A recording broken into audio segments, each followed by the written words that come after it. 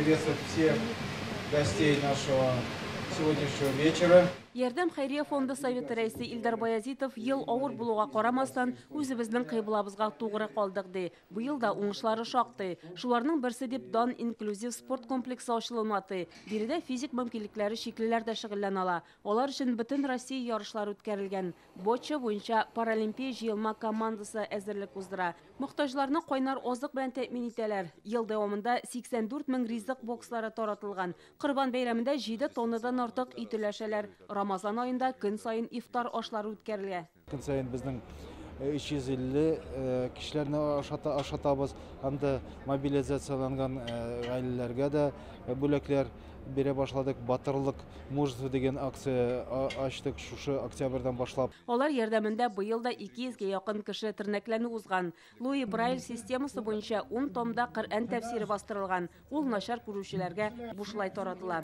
Тәфсирне язганда без бик күп әзерләндек, бик күп шундай изледик, нинди кимникен аларга, потому что чтобы он дословный булсын, чтобы аларга аңлашылы булсын, күрмәүчеләр алар эмоционально алар укыйлар, чтобы алар өчен и күп сүзләрен әле еще словарный запаслары бик әз. Марсель Ибрахимов 11 яшында Ярдәм Хәйрия фонды лагерына килгән. Аннан соң тернәкләрне үзәгендә курсларда укыган. Хәзер үзе мөгаллим.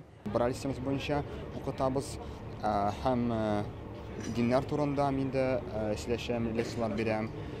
Һәм бу эш ул бик мөһим эш. Ярдәм Хәйрия фонды белән теләктәшлек итүче меценатлар, хезмәткәрләр һәм журналистларга аның җитәкчелеге рәхмәт хатлары тапшырды. Бүләкләнүчеләр арасында безнең телеканал да бар.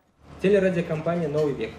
Ярдәм фонды киләсе елда да мөһим эшләр башкарачак. Левченко бистәсендә Сөләйман мәчете ачылырга тиеш. Быел сентябрь айында аның гөмбәзе куелган. Бина эчендәге эшләрне генә тәмамлыйсы калган. Начар күрүчеләр һәм ишетмәүчеләр өчен тернәкләндерү курсларын гыйнвардан ук башларга планлаштыралар. Аларга Луганск өлкәсеннән килергә теләк белдерүчеләр дә бар диләр. Шулпан Касыймова, Гадел Миндубаев, Яңа гасыр каналы.